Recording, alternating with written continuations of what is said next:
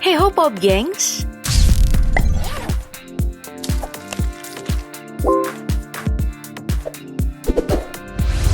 Ternyata selain uang, TikToker juga menghasilkan kehebohan. Thank you berkat selalu. Popo Barbie, salah satu seleb TikTok, baru-baru ini dikabarkan meninggal dunia. Lewat unggahannya terlihat ia sedang terbaring dalam keadaan menggunakan selang dan tabung oksigen di ruangan yang sepertinya kamar rumah sakit. Tidak lama kemudian, ia memperlihatkan gerakan seperti sedang meregang nyawa. Hingga kemudian muncullah ucapan berduka. Ia langsung dikabarkan meninggal dunia. Popo selama ini selalu hadir dengan kehebohan dan keanehannya, membuat warganet gak begitu aja percaya dengan kabar heboh ini. Hingga kemudian muncullah video klarifikasi ibunya di TikTok bahwa kabar Popo meninggal itu tidak benar adanya. Ini ibunya Popo mau klarifikasi tentang atas beritanya Popo telah meninggal itu adalah berita bohong. Gak lama kemudian ia pun mengklarifikasinya sendiri bahwa ia hanya sedang kelelahan. Karena itu aku kelelahan gitu, saking semangatnya aku kerja. Popo Barbie, TikToker yang hidupnya dipenuhi dengan ketidakjelasan. Bernama asli Muhammad Popo, yang kabarnya pernah menjadi perawat di salah satu rumah sakit. Pernah juga menjadi penyanyi di hajatan, dan pernah menjadi petugas Satpol PP. Padahal, ia hanya mengenakan seragam milik bapaknya. Tapi belum diketahui apa pekerjaan aslinya. Ngakunya masih umur 17 tahun, tapi di banyak media dikatakan ia telah berusia 22 tahun. Dari TikTok, Popo udah bisa beli mobil. Dan lewat hal-hal kontroversial lah namanya bisa terangkat terus. Sengaja maupun tadi sengaja. Seperti saat ia mengenakan mukena saat Hari Raya Idul Fitri. Padahal pengakuannya, ia hanya berdandan seperti cewek kebanyakan untuk konten aja. Karena itulah, ia pernah dikecam sama warganet sewaktu masuk ke dalam toilet perempuan. Setelah itu, apalagi selain buat video klarifikasi dan minta maaf. Murah banget ya minta maaf sekarang.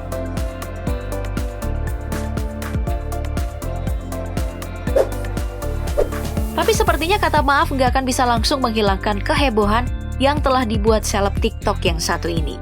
Menggunakan lantunan ayat suci Al-Quran sebagai background untuk video jogetnya. Bismillahirrahmanirrahim.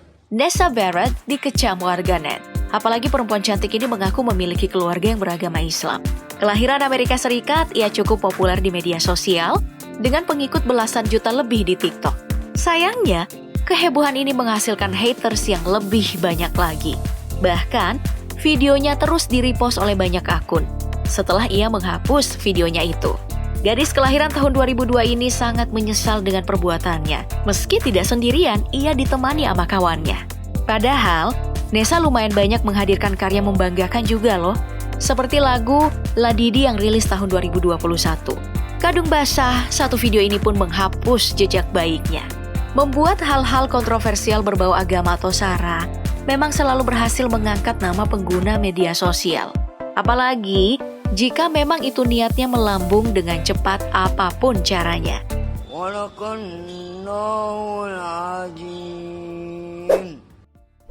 Aulia Salsa Marpaung pernah membuat jagat maya heboh seketika, terguncang-guncang hebat lantaran videonya yang memperlihatkan gunung kembarnya saat ia berjoget lah. Kancing bajunya kebuka dengan jelas memperlihatkan ada sesuatu yang berguncang hebat dengan kepala tertutup hijab. Sepertinya itu sangat disengaja. Apalagi kalau bukan untuk dikenal dengan cepat oleh warganet. Dan emang berhasil, selain masuk dalam daftar kali ini, ia juga menjadi sasaran bulian di Twitter. Setelah itu, sekali lagi ya, mengunggah video permintaan maaf kepada warga. Sangat memohon maaf kepada keluarga besar saya, terutama ibu saya dan keluarga besar Marpaung saya. Gak puas karena kesannya tidak serius, ia pun kembali mengunggah video permintaan maaf sambil nangis dan berjanji akan menghapus akun TikToknya. Ia juga mengatakan tindakannya itu bukan karena didikan orang tuanya. Iya, tapi bisa jadi tindakan ini akan ditiru oleh anak-anaknya.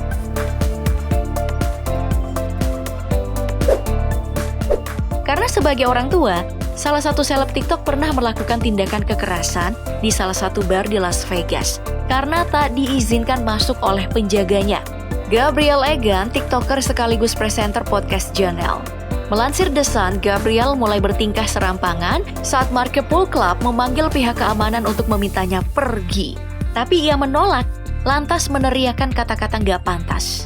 Ia pun lalu ditahan, dan situasi berubah menjadi tindak kekerasan ketika ia mencoba untuk nendang bagian kemaluan petugas. Dan selama ditahan, ia juga diduga menanduk hidung polisi menggunakan bagian belakang kepalanya. Waduh, kalau merugikan orang lain mah lain soal.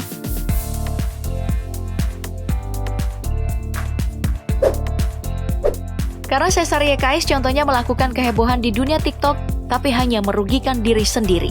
Setelah sekian lama nggak muncul, ia pun muncul tiba-tiba dengan melakukan live selama 24 jam. Itu artinya tanpa tidur ya.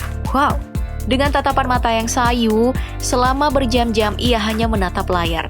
Sesekali mengarahkan kepala ke belakang layar, seperti sedang menghisap sesuatu.